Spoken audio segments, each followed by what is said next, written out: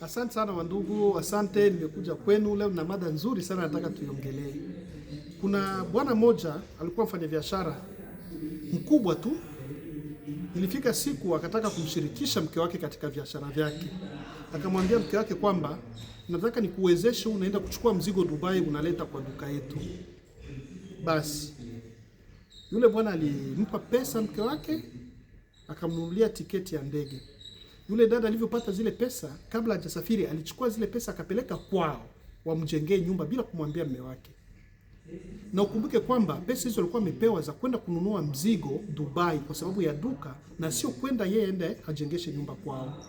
Huyo dada ilifika siku akasafiri. Alivyofika kule Dubai, alianza kufanya mambo ya hovyo sana.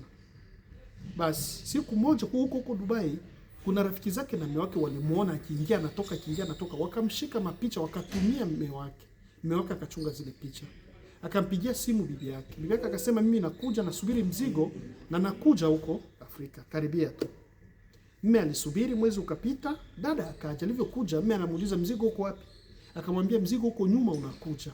Walisubiri lakini mzigo haukufika. Yule bwana akamuita bibi yake, akamwambia kwamba najua kwamba wewe hujaenda kununua mzigo na pesa nilizokupa haujapeleka Dubai. Pesa nilizokupa ulipeleka kwenu ili wakujengee nyumba. Taarifa zote niko nazo tayari.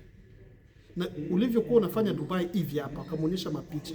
Alianza kubisha nini na nini, lakini mimi akamwambia ni ukweli kabisa. Hivi ndio vitu uliendea Dubai, haujaendea mzigo niliokutuma wa duka. Kama ingekuwa wewe ndugu yangu, ungefanya kitu gani? Leta maoni yako, andika comment na Mungu atatubariki wote. Asante sana.